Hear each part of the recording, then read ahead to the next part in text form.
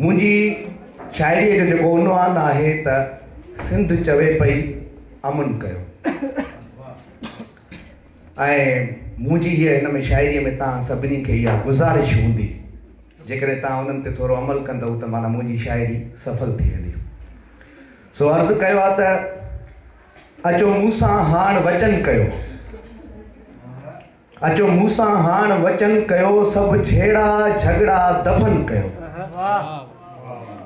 अचो मूंसां हाण वचन कयो, सभु झेड़ा झगड़ा दफ़न कयो, सिंध चवे पई अमन कयो। हिकु न हज़ारे मकतब खोलियो, हिकु न हज़ारे मकतब खोलियो, पोइ बकरियूं चारण न वेंदो ढोलियो। तव्हां ॾिठो हूंदो ॻोठनि में नंढा नंढा ॿार बकरियूं चारण जे लाइ वेंदा आहिनि, छो त उन्हनि में स्कूल ताईं असां उन्हनि खे पहुचाए नथा सघूं, इन जे करे हू बकरियूं ई चाढ़नि था। त लिखियो आहे त हिकु न हज़ारे मकतब खोलियो, पोइ बकरियूं चारण वेंदो न ढोलियो। इहो मुंहिंजो तसवुराती हिकिड़ो ॿारु आहे, ढोलियो जंहिंजो नालो।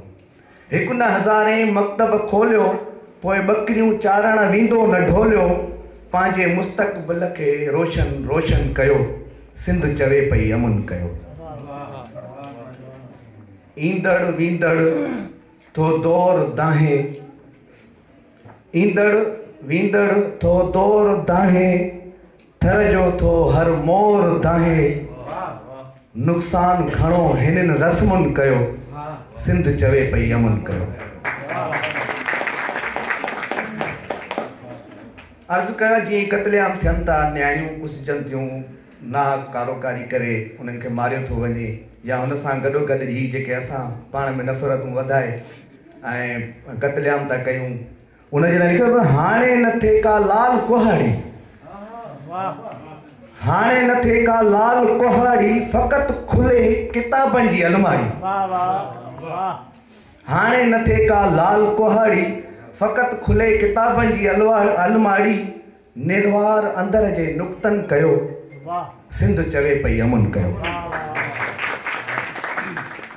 बंदि कयो ही कबीलाई झेड़ा, बंदि कयो ही कबीलाई झेड़ा, संवारियो सिंध जा समूरा वेड़ा, नफ़रतनि खां आजा ज़हन कयो, सिंध चवे पई अमन कयो।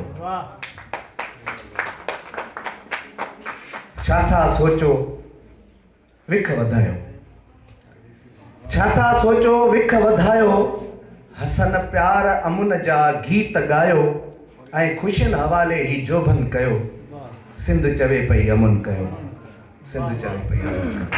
तव्हां सभिनी वॾी महिरबानी हसन साहब।